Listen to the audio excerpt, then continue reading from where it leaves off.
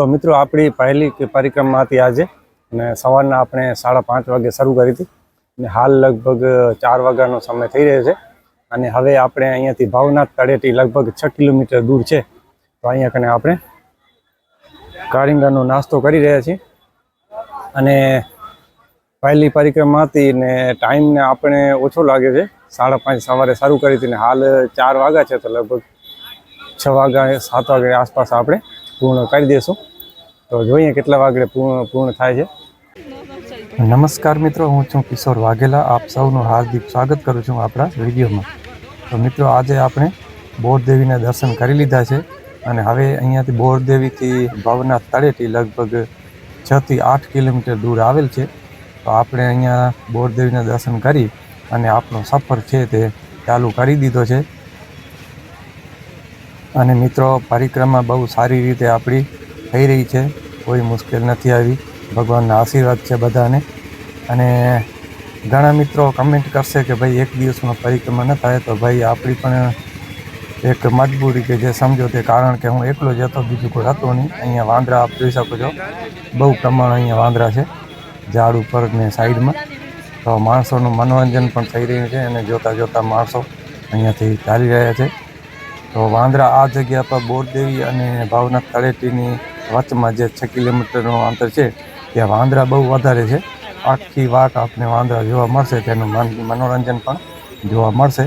અને માણસો પણ જોઈ શકો છો આપ, લાખોની સંખ્યામાં અહીં થાકી ગયા છે તે સાઈડમાં બેઠા છે. અને ફરી આપણે વાત કરીએ તો આપણે જે એક દિવસની પરિક્રમા કરી એનું કારણ છે કે હું એકલો જ હતો. તો આપણે કદાચ રાત રોકાઈએ તો પણ કોઈને વાતચીત કે એવો કોઈ સહારો નહોતો. એના માટે આપણે એક દિવસમાં પૂર્ણ કરી છે પરિક્રમા. પરંતુ ઘણા માણસો છે તે 2 દિવસ અને 3 દિવસ અંદર રોકાય છે, તો જેની જેવી શ્રદ્ધા. પરંતુ આપણે એકલા હોવાથી આપણે એક જ દિવસમાં પરિક્રમા પૂર્ણ કરી લેશું. અને અહીંયા પણ વાંદરો બેઠો છે અને તેના બચ્ચા નાના નાના. તો અહીંયા બાળકો અને મોટા બધા મનોરંજન કરી રહ્યા છે. અને અહીંયા છેલ્લું આપણું તીર્થધામ આવે છે પરિક્રમા દરમિયાન. તો છેલ્લું મંદિર છે તે ખોડિયાર માનું છે. અહીંયા દર્શન કરી લઈએ.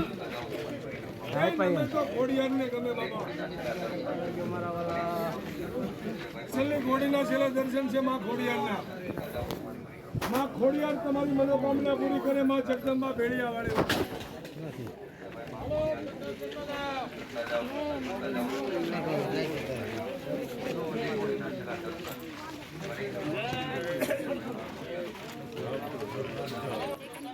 અને મિત્રો, ખોડિયાર માના દર્શન કર્યા બાદ ફરી આપણે પરિક્રમામાં નીકળી પડ્યા છીએ. અને માણસો પણ હજી ઘણા છે, પરંતુ આ જગ્યા જે છેલ્લી આવેલ છે જે 8-6 કિલોમીટર દૂર, તો અહીંયા માણસો શું છે કે ઓઢવું પડે છે ત્યાં, કારણ કે પૂરી પરિક્રમા કરી દેતા એટલે થોડીક જગ્યા છે જે આ 6-8 કિલોમીટરની, ત્યાં બધા લોકો થાકી જાય છે, જેને કારણે અલગ અલગ જગ્યાએ બેસી જાય છે. તેના માટે થોડાક માણસો અહીંયા ઓછા લાગે છે, પરંતુ આગળ કેટલા છે આપણને ખબર નથી. તો આપણો સફર ચાલુ જ છે.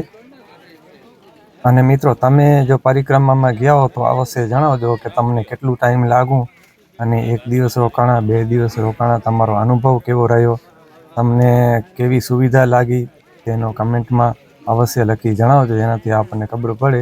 આપણને તો બહુ મજા આવી અને ભગવાનના આશીર્વાદથી આપણે બરાબર રીતે થોડુંક જ દૂર છે પહોંચવા આવ્યા છીએ. અને પરિક્રમા દરમિયાન થાક પણ ખાસ એવો નથી લાગ્યો. તો કૃપા છે એવી મહાદેવની. તો મિત્રો, આ ગિરનારની લીલી પરિક્રમા બહુ કરવા જેવી છે, જોવા જેવી છે, માણવા જેવી છે.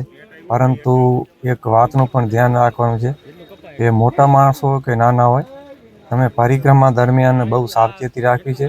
ઘણા માણસો ચાલતા ચાલતા પડી જાય છે અને તેને ઘણું એવું નુકસાન થાય છે, જ્યાં ત્યાં વાગે છે શરીરમાં. તો બહુ ધીરેથી ચાલવાનું છે અને બીજાને પણ તકલીફ ન પડે, આપણને પણ ન પડે, તેનું ધ્યાન રાખવાનું છે. અને સાઈડમાં ક્યાં અલગ રખડવાનું નથી, રસ્તા ઉપર જ ચાલવાનું છે. અહીંયાથી એક શોર્ટકટ છે, ત્યાંથી આપણે જઈશું. તો થોડીક ટ્રાફિક અહીંયા ઓછી નડશે, કારણ કે આ બાજુ રસ્તા ઉપર અહીંયા ટ્રાફિક વધારે હતી. તો આપણે અહીંથી નીકળી જઈશું. અને મિત્રો, એક વાત એ કે હાલ પરિક્રમા દરમિયાન ગિરનારમાં લીલી પરિક્રમા જ્યારે થાય છે ત્યારે શિયાળાનો પણ શરૂઆત હોય છે. તો રાત્રિ દરમિયાન ઠંડી પણ વધારે હોય છે રાતના અને સવારના ભાગમાં. દિવસમાં તો ખાસ ઠંડીની ખબર નથી પડતી. તો સાંજના ભાગમાં તમને રાતના ભાગમાં જો પરિક્રમા કરવી હોય અને રોકાવું હોય તો સાથે ગરમ કપડાં કે ઓઢવા માટે લેવું બહુ જરૂરી છે, કારણ કે રાત્રિને વધારે ઠંડી પડશે અને સવારના વહેલા જશો તો પણ ઠંડી પડશે, પરંતુ દિવસનો કોઈ વાંધો નથી, એકદમ નોર્મલ હશે. દિવસના ચાલવાનું પણ બરાબર થશે, ગરમી ખાસ નહીં હોય પરંતુ ઠંડી પણ નહીં પડે. તો મિત્રો, હું કચ્છથી આવું છું અને મારો આ પહેલી જ પરિક્રમા છે, લીલી પરિક્રમા. મને ખબર નહોતી કેવી રીતે થશે, કેવા માણસો હશે અને કેટલા માણસો હશે, કેવી જગ્યા છે, પરિક્રમાનો રૂટ કેવો છે. પરંતુ પહેલી વખત આવ્યા બાદ આપણને બહુ મજા આવી ને ચાલવામાં પણ. સમજી લે હું એક ગામડાનો જ માણસ છું, એટલે આપણે જંગલો અને ડુંગરો ઉપર ઘણી વખત ચડેલા છીએ, એટલે આપણને વાંધો નથી આવતો. એટલે ચાલવામાં પણ ખાસ મને થાક નથી લાગ્યો. પરંતુ જે ચાલેલ ઓછા હશે પગપાળા, તેને થોડુંક જરૂર અઘરું લાગશે, પરંતુ મુશ્કેલ નથી. અને અહીંયા વાંદરા માટે પણ જોઈ લો, અહીંયા અલગ અલગ જગ્યાએ પ્રસાદી માણસોએ રાખેલ છે, પરંતુ આ જંગલી જાનવર છે, વધારે ખાશે નહીં, કારણ કે એનો ખોરાક તો ફ્રૂટ જ છે, ઓરિજિનલ.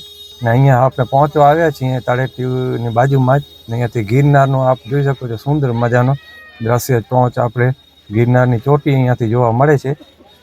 તો હવે લગભગ થોડીક જ દૂર હવે ભવનાથ તળેટી આવેલ છે એવું આપણને લાગી રહ્યું છે. તો અહીંયાથી બધાને એમ થાય છે બસ હવે આપણે પરિક્રમા કરીને પાછા પહોંચવા જ આવ્યા છીએ. તો બહુ રાહત મળે છે આ જોઈને. અહીંયાથી આ દિવાલનો પણ બાંધકામ જોઈ શકો છો, અહીંયાથી ચાલુ થઈ ગયો છે ને હવે અહીંયાથી આંટી વળી અને લગભગ સામે એવો માહોલ છે તે પણ આપણને જોવા મળશે ને સૂરજ પણ દેખાઈ રહ્યો છે. તો જોઈ શકો છો આપ, સૂરજના કિરણો અહીંથી આવી રહ્યા છે. અને મિત્રો, આપણા વિડીયોમાં લગભગ મેં કહેલું જ હશે ને આ વિડીયોમાં પણ કહું છું કે પ્લાસ્ટિક લાવવાની મનાઈ છે. આ વખતે તો બહુ વધારે ચુસ્ત એવો બંદોબસ્ત રાખવામાં આવ્યો છે કે પ્લાસ્ટિક 0 પ્રમાણમાં જાય. અને બહુ સારી સુવિધા છે, કારણ કે જંગલમાં જનાવરોને નુકસાન ન પહોંચે. તો આપણને પણ તેનો ખ્યાલ રાખવાનો છે અને પ્લાસ્ટિક નથી લઈ જવાનું.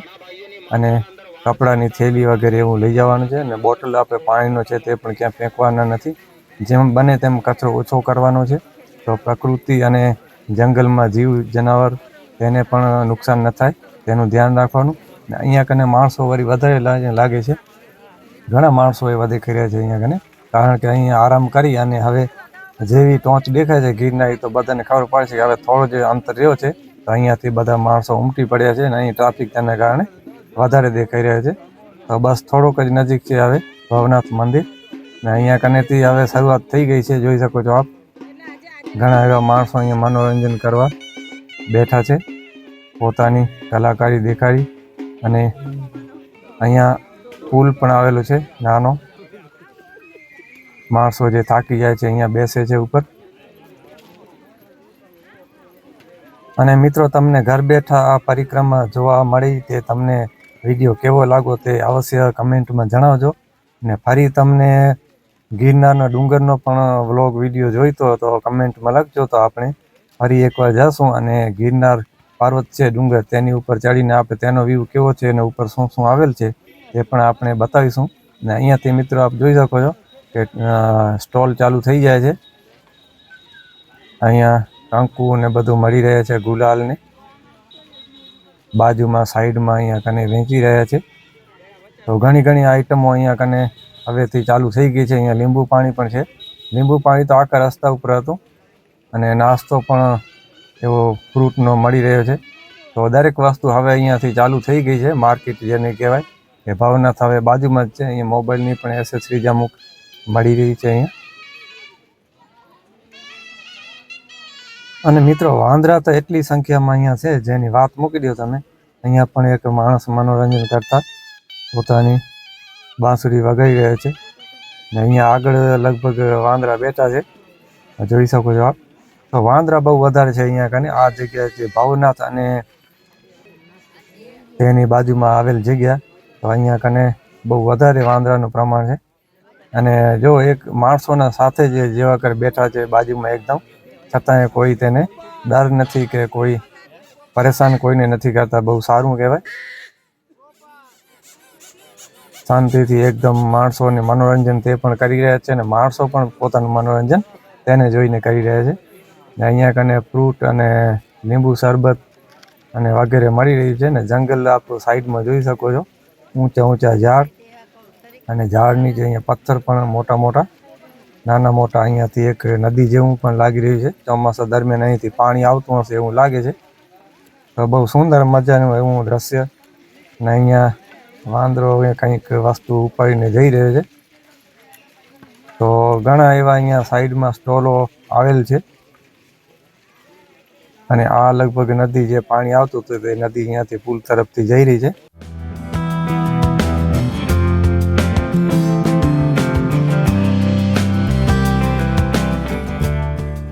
અને મિત્રો જુનાગઢની એવી પ્રખ્યાત જેને કહેવાય કે માળાઓ અહીંયા મળી રહી છે.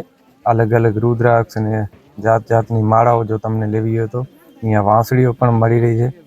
તો હવે અહીંયાથી સ્ટોલ એકદમ ભરપૂર જેને કહેવાય સાઈડમાં આપ જોઈ શકો છો અહીંયા કને. અને આપણે થોડીક વાર અહીંયા કને હવે પહોંચી આવ્યા છીએ, તો થોડીક વાર બેસીએ અને માહોલની મોજ માણીએ. પછી આપણે 2-5 મિનિટ બેસી અને આગળ નીકળીશું. તો બહુ સુંદર મજાનો માહોલ અહીંયાથી આપણને જોવા મળે છે. અને સૂરજ પણ જોઈ શકો છો આપ અહીંયા કને. લગભગ હજી કલાકણ છે હાથમાં. અને તો મિત્રો હવે આપણે વાત કરીએ તો આપણે ભાવનાથ લગભગ પહોંચવા જ આવ્યા છીએ. તો 5:30નો સમય થઈ રહ્યો છે. તો મિત્રો બહુ ખુશીના સમાચાર જેને કહેવાય કે આપણે આજે સવારના આપણે 5:30 વાગે પરિક્રમા શરૂ કરી હતી, અને સાંજના સમયે આપણે 5:30 વાગે ભવનાથ તળેટીને બાજુમાં પહોંચી આવ્યા છીએ. તો બહુ સારું કહેવાય, આપણે બહુ જલ્દી પરિક્રમા પૂર્ણ કરી લીધી છે.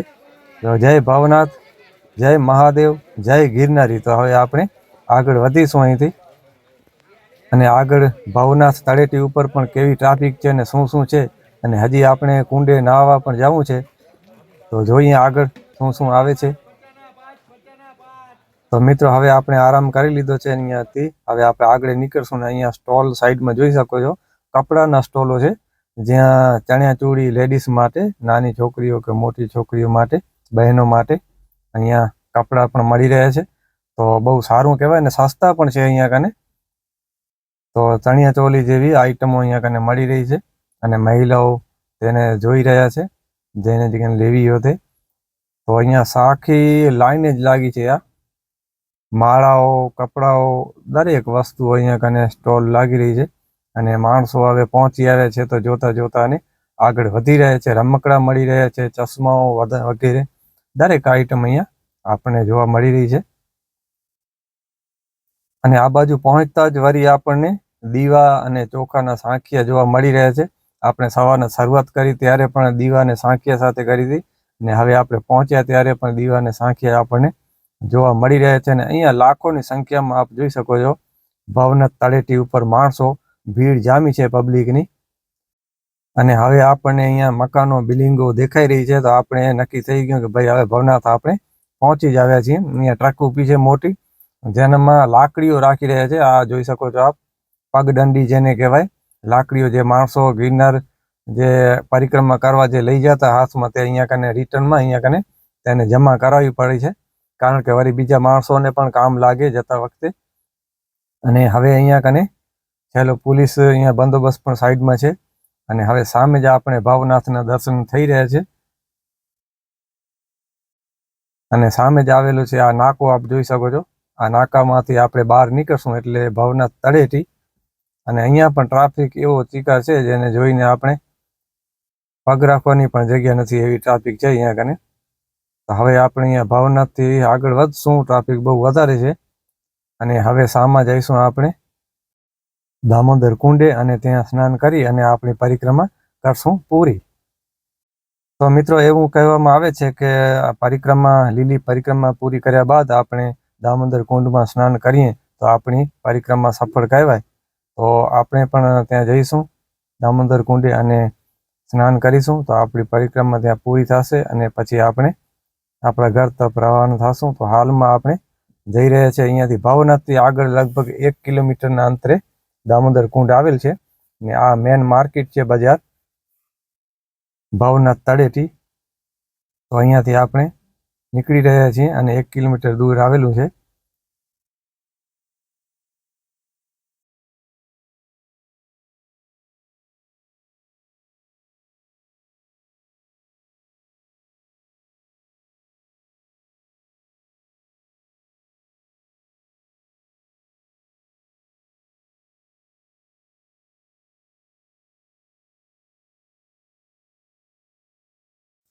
મિત્રો, ભાવનાથ તળેટીથી આપણે દામોદર કુંડ તરફ જતો માર્ગ પર રસ્તા ઉપર આપ જોઈ શકો છો અહીંયા કને લાખોની સંખ્યામાં માણસો, જેને કહેવાય કે પગ રાખવાની પણ જગ્યા નથી એવી અહીંયા કને ટ્રાફિક છે.